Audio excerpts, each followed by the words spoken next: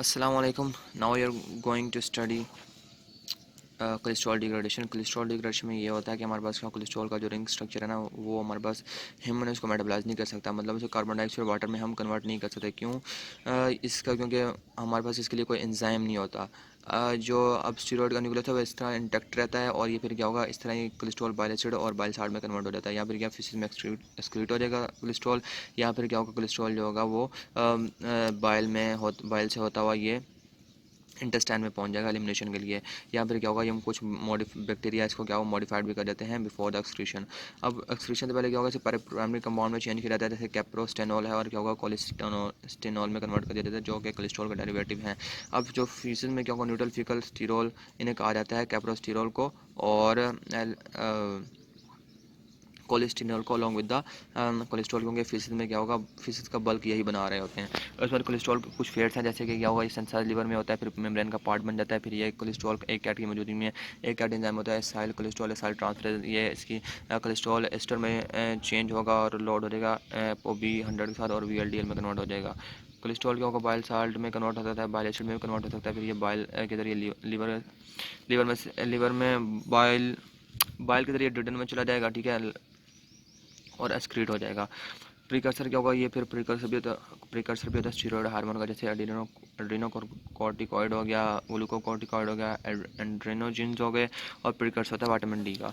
उसके बाद हम नेक्स्ट पर चलते हैं। नेक्स्ट पर बाइल एसिड और बाइल साल्ट क्या होता है। बेसिकली बाइल क्या होता है कि ना, हमारे पास बाइल ना वाटरी मिक्सचर होता है ऑर्गेनिक और इनऑर्गेनिक कंपाउंड का। अब इसका जो ऑर्गेनिक कंपोनेंट में क्या क्या चीज़ें आ जाती हैं, इसके ऑर्गेनिक कंपोनेंट में हमारे पास लेसिथिन आ जाता है, जिसको हम फॉस्फेटिडाइल कोलिन भी कहते हैं, और फिर क्या होगा, कॉन्जुगेटेड बायोसाल्ट इसके ऑर्गेनिक कंपोनेंट का पार्ट होती हैं, ठीक है। उसके बाद ये जो है बाइल यहाँ फिर क्या होगा, लिवर के जरिए डडन में भी जा सकता है, या फिर क्या होगा, गाल ब्लैडर में स्टोर भी हो सकता है, जहाँ पर गाल ब्लैडर में क्या होता है, किसी कंसनट्रेशन होती है बाइल की, यहाँ पर कंसनट्रेटेड फॉर्म में होता रहता है। बाकी इसका स्ट्रक्चर देख लें। स्ट्रक्चर में इस तरह ये है कि ना, bile acid bile basically bile जो होता है ना, वो हम यहाँ से देखते हैं थोड़ा सा कि बाइल क्या वो डिग्रेडेड होता है, लिवर के अंदर सिक्रेटेड होता है बाइल के अंदर, और बाइल साल्ट बना देता है ये, ठीक है।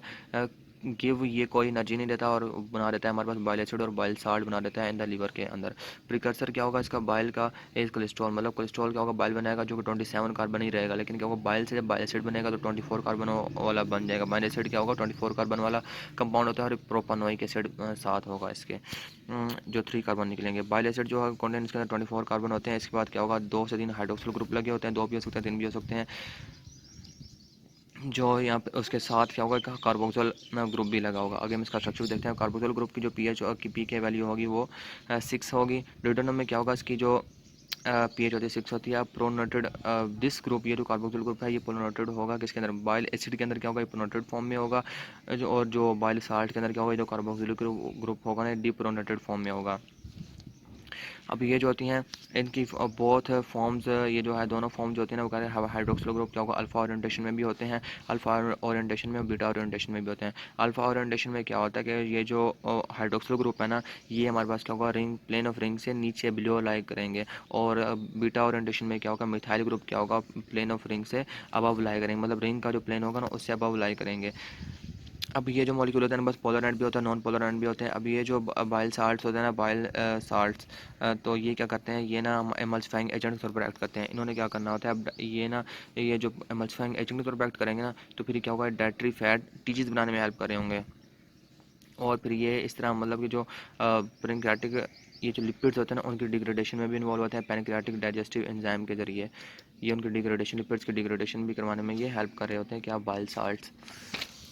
फिर यहाँ पर जैसे हम पढ़ लेते हैं स्टैंडर्ड फार्मूला, कॉलिक एसिड का ये फार्मूला है, जैसे कि 3 कॉलिक एसिड को हम डाई एसएम ट्राइयोल भी कह रहे होते हैं। जैसे यहाँ पर मैं आपको दिखाता हूँ, इसके कॉलिक एसिड के अंदर क्या होगा, जैसे कि 3 हाइड्रोक्सिल ग्रुप हैं, 1 2 3, तो ये बनता है किस तरह, ये भी आगे देखते हैं। और तीनों डाई कार्बोक्सिलिक एसिड में 2 हाइड्रोक्सिल ग्रुप हैं, 1 2, ठीक है। और यहाँ पर क्या होगा, साइड पर इसके ये लगा हुआ, जिसकी पी की वैल्यू क्या है, 6 है, कार्बोक्सिलिक ग्रुप, ठीक है। उसके बाद इसकी सेंसेस देख लीजिए किस तरह सेंसेस होती है।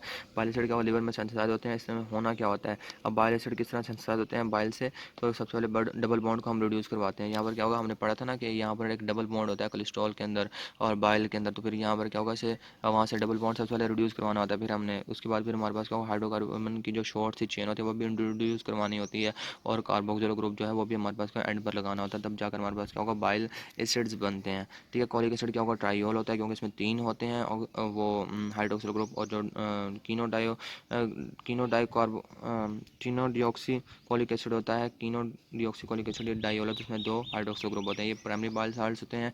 अब रेट मीटिंग स्टेप्स है ना, वो किस तरह होते हैं मैं आपको बताता हूँ यहाँ से, कि कोलेस्ट्रॉल होता है, जैसे कि यहाँ पर का डबल बॉन्ड था, इसको रिड्यूस करवाया जाता है। इनमें ना जब ये बन जाते हैं ना स्ट्रक्चर इनके, जैसे कि ये बने हुए तो इनमें क्या होगा, डबल बॉन्ड रिमूव करवा दिया गया, रिड्यूस करवा दिया गया उसको।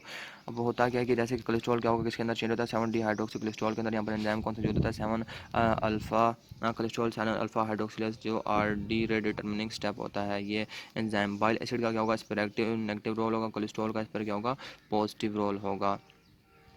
यहाँ पर ये रिडक्टेंट सोर्स आएगा, जो हमारे कहाँ से आ सकता है, HM स्टैंड से आ सकता है। बाकी मैंने आपको पाथवे पहले बता सकता हूँ, PP पाथवे से भी ये आता है।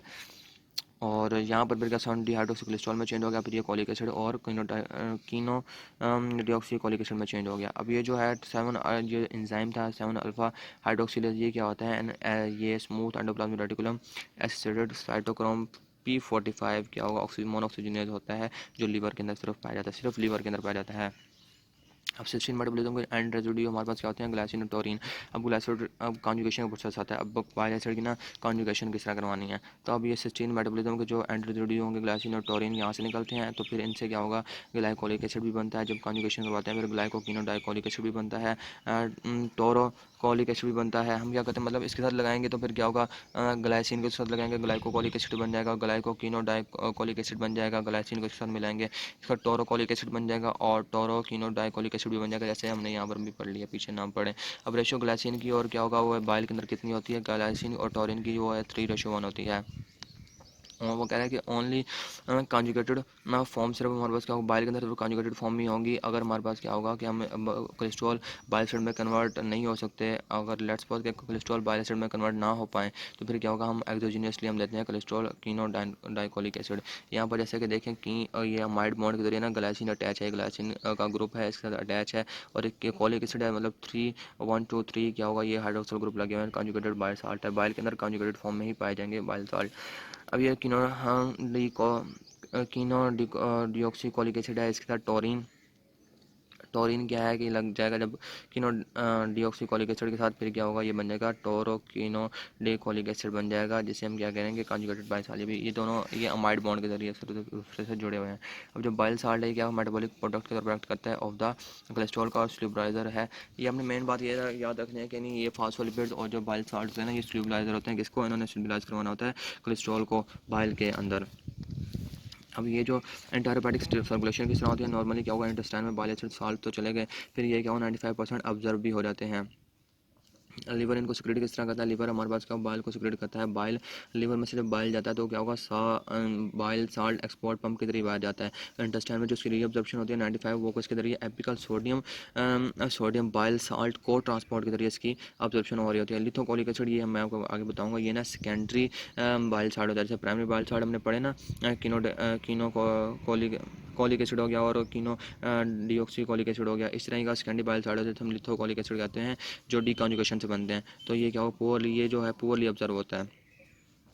अब जो एल्बुमिन क्या होती है, बेसिकली इसने क्या करना था, ये जिस तरह ये बाइल साल्ट को ट्रांसपोर्ट करवाती है अब ब्लड के जरिए, अब जो वहाँ से ऑब्जर्व होकर ब्लड में आ जाएंगे ना, तो ब्लड में आने के बाद अब ये एल्बुमिन क्या करेगी, उन बाइल साल्ट से क्या होगा, ये बाइंड कर जाएगी, उसे ब्लड में ट्रांसपोर्ट करवाएगी, जैसे क्या होगा, ये फैटी एसिड को ट्रांसपोर्ट करवाती है, जैसे शॉर्ट चेन फैटी एसिड और मीडियम चेन फैटी एसिड को ये ट्रांसपोर्ट करवाती है।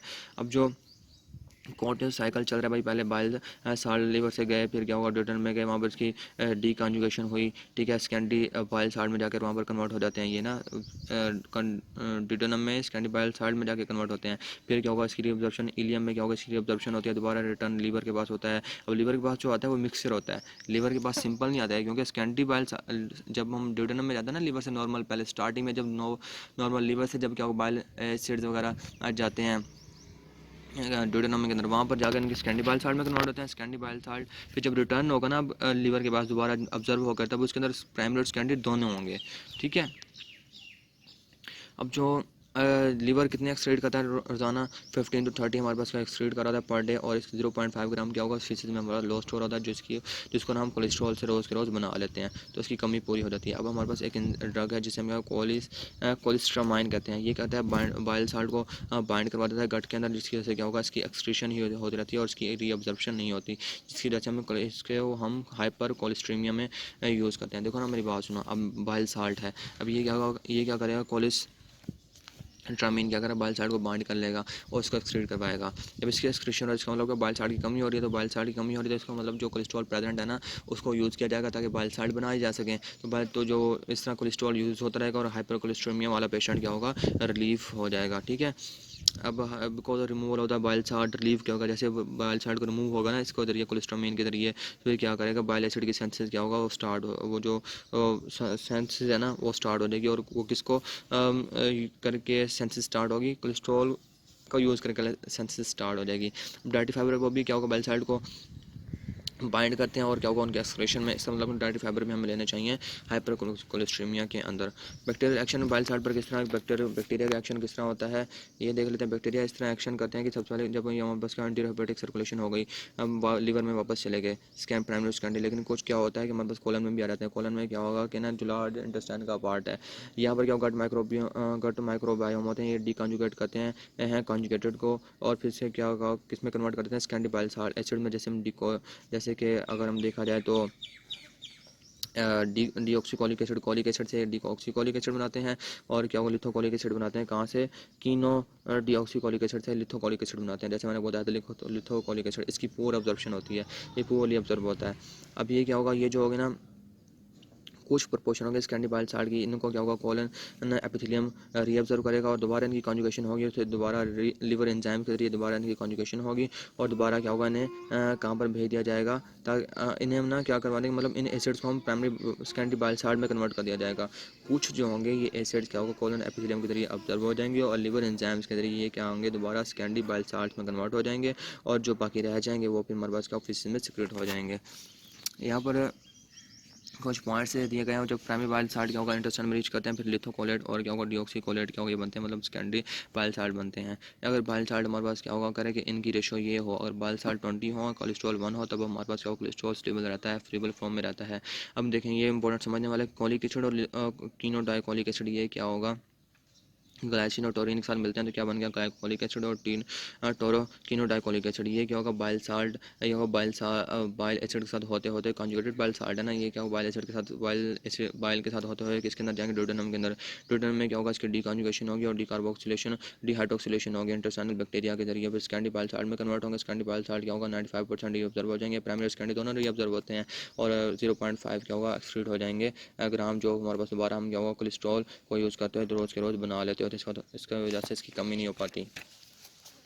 यहाँ पर हमारे पास क्या होगा, ग्राफ दिया गया, इसके अंदर सिंपल सी कुछ भी मुश्किल है। कोलेस्ट्रॉल क्या होगा, प्राइमरी बाइल साल्ट में लिवर में कन्वर्ट होता है, तो ग्लाइसिन टोरिन मिलते हैं, फिर क्या होगा, कॉन्जुगेटेड बाइल साल्ट बनते हैं, प्राइमरी बाइल एसिड में कन्वर्ट हुआ, ग्लाइसिन और टोरिन मिले तो क्या इसमें कन्वर्ट हो गया, प्राइमरी और सेकेंडरी कॉन्जुगेटेड बाइल साल्ट में क्या होगा, ये कन्वर्ट नहीं। आप इस तरह याद रखें कि प्राइमरी बाइल साल्ट क्या होगा, ग्लाइसिन और टोरिन मिले तो किस में कन्वर्ट हो गया, प्राइमरी कॉन्जुगेटेड बाइल साल्ट में कन्वर्ट हो गया। कॉन्जुगेटेड बाइल साल्ट क्या होगा, कस में चले गए, ये बाइल डक्ट से होते हुए ड्यूडेनम में चले गए, फिर क्या होगा, इसकी क्या होगा, यहाँ से डीकॉन्जुगेशन होती है, डीकॉन्जुगेशन से जरिए मतलब ग्लाइसिन और टोरिन जो ऐड हुआ था वो रिमूव होता है, और फिर हमारे पास क्या प्रोड्यूस होता है, जैसे हम लिथोकोलिक एसिड पड़ा है, और डी कोलेट हमने, जैसे डी हाइड्रोक्सीकोलेट, आई थिंक ये लिथोकोलेट और डीऑक्सीकोलेट जो हमने पढ़ा था, ये बनते हैं स्कैंडी बाइल साल्ट। फिर दोबारा क्या होगा, यहाँ से इनकी रीअब्जॉर्प्शन हो रही है, देखें ये रीअब्जॉर्प्शन होकर दोबारा पोर्टल एंड ब्लड के जरिए होते होते ये एल्बुमिन पर ट्रांसपोर्ट होकर क्या होगा, इसमें चले जाते हैं, दोबारा लीवर में चले जाते हैं। अब लीवर में जो पहुंचने वाले कौन से हैं, वो प्राइमरी और सेकेंडरी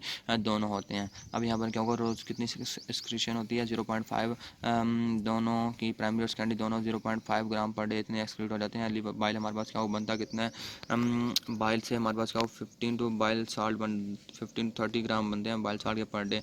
पॉट सर्कुलेशन कितनी की होती है, 15 to 30 की होती है bile acid and bile salt और एसिड की पर डे।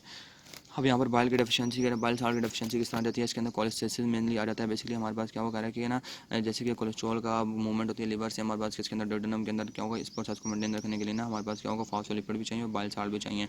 लेट्स सपोज अगर कोलेस्ट्रॉल हमारे पास क्या होगा ज़्यादा हो गया, लेकिन क्या होगा अब लेकिन उनको स्टेबलाइज करने वाले जो बाइल साल्ट हैं फास्फोलिपिड्स या फास्फोलिपिड जो कोलिन है वो अगर कम है तो फिर क्या होगा, ये क्या होगा डिस्ट्रप्शन आ गई ना, जिसकी वजह से हमारे पास कोलेस्ट्रॉल क्या होगा, अब कोलेस्ट्रॉल ज़्यादा हो गया, कोलेस्ट्रॉल गाल ब्लैडर में वो बनना शुरू हो जाएगा, प्रेसिपिटेट होगा, जिसकी वजह से क्या होगा गाल ब्लैडर का क्या हो जाएगा स्टोन हो जाएगा, जिसे हम गाल स्टोन कहेंगे, कोलेस्ट्रॉल गाल स्टोन डिजीज कहेंगे, जिसे हम क्या कहेंगे कोलेस्टियासिस। इसमें क्या होगा बेसिकली क्या होगा ना बाइल एसिड जिन्होंने हमारे पास क्या होगा स्टेबलाइज करवा के रखना होता है ना कोलेस्ट्रॉल को, वो क्या होगा रिड्यूस हो जाते हैं, या फिर क्या होगा कोलेस्ट्रॉल की ज़्यादा एक्सक्रीशन होना शुरू हो जाती है।